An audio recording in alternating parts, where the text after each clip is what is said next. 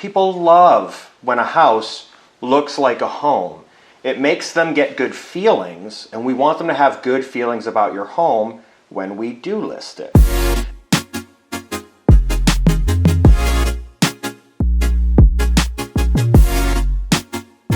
Welcome to my classroom. I'm Chris Collette, the real estate professor, and it is fall. I want to talk to you a little bit about some of the things that you can do to get ready or how things might change in the fall. Things are getting chillier out, and it's time for us to plan ahead a little bit. If you're thinking about selling sometime in the spring or maybe even in the winter, which I know some people do, you get a new job. Sometimes you can't control when you get promoted. Sometimes you can't control when you're having a baby. Sometimes you unfortunately can't control if somebody passes away.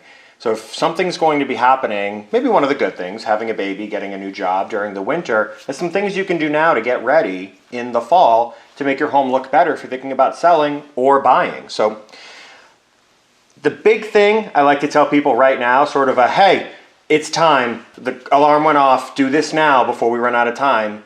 Take pictures of your home. If you're thinking about selling in November, December, January, February, March, and you're worried that the photos might have snow in them, a lot of my clients, just in case, even if they're not sure if they're going to sell, they'll have us come in and take photos now.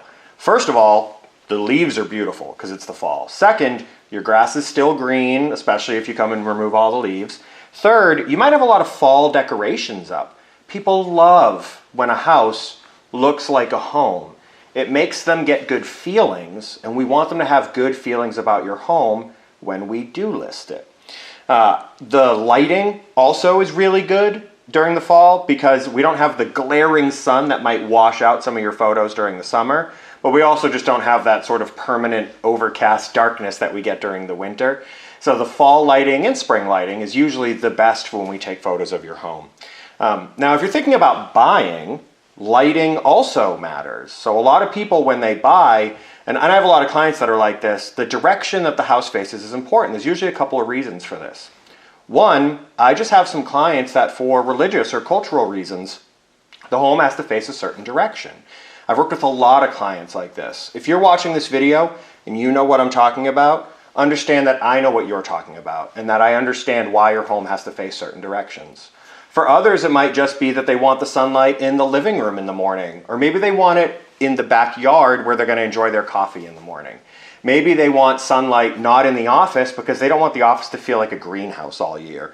Or the opposite, we all have those family members who crank the heat up way too high, and maybe they want their office to be 90 degrees all the time. Whatever. But keep some of that stuff in mind when you're shopping for homes and you're thinking about lighting.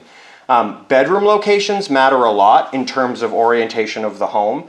If you're somebody who likes a bright sunshine in the morning to help you wake up, great. Think about that when you buy and when you do some shopping. Break out that compass app, the compass app on your phone, and figure out where the house is pointed. Some people are the opposite. They don't want the sunlight in the morning. They want it to be dark for as long as they can in the morning to help sleep in. Hey, to each their own. There's no accounting for taste. You do whatever you want to do and we'll help you out. Now, one of the things that we talk about a little bit when getting a home ready for sale is how we handle things like photography. So think about all the homes that you've looked at. And if you're watching this video, there's probably a good chance you either know me personally or you're looking for houses. Think about how many times you've looked at a listing and you've seen photos that are dark, photos that they have all the lights on inside the house, so it gives the home an orange tint. Photos that the person who took the photo clearly did it on their cell phone. I saw a listing last week. The photos all had the date and time in the corner. That's like old school, handheld, maybe Polaroids. Like, who is taking these photos? Don't do that. If you see those photos, bad, don't hire that agent. Don't hire whatever photographer they probably didn't hire to take the photos. They probably did it themselves. When we sell homes, my team sells homes, and when my brokerage sells homes, we're hiring a professional photographer, somebody who's not only taking photos as sort of their full-time, all-time job, but knows what they're doing. I want to give you a couple of examples, 3 examples. One, how do you handle windows? You might not realize this, but have you ever been in a home, the home itself well lit, but out the window, sun is shining really, really bright? Well, you can't take a photo of that room and have it come out perfectly. Either the room is going to have the right amount of light, or the windows are going to have the right amount of light, or it's going to come out ugly. So what we do is all of our photographers, they take 2 photos. It's the same room, same angle, same photo, but we take it with more light exposure and with less.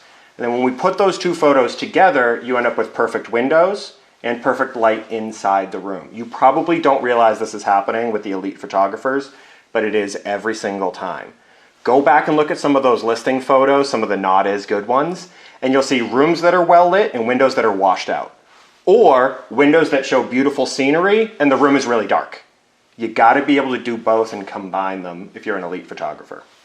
The second thing that we tend to do is 3D tours. And when I say 3D tours, you really wanna annoy the crap out of me as a real estate agent. When I say 3D tours, I don't mean all the photos of the house in a slideshow. That's not a 3D tour, that's a slideshow.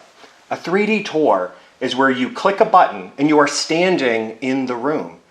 You click another button and the camera moves to another portion of the room and you get to walk through the house.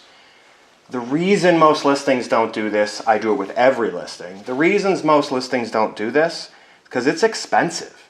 That camera itself is $300, $400, $500, $600. And then you need somebody who understands the software to create the 3D tour and the service to host the tour so that you can go and see it. Google the phrase Matterport. You'll see what I mean. The third thing is drone. If you have, so I just sold a home 4 houses down from mine. Big, beautiful yard. Well, how do we show off a big, beautiful yard without just a still photo of grass? We use a drone. We have the drone fly over the home and have it coast over the entire backyard. That allows you at home to really understand how beautiful this yard is, to really understand the oversized porch that overlooks your 2-tiered yard. If you want to put a pool in the upper tier, it's perfect because it's flat. How can you tell exactly how flat the land is from a still photo?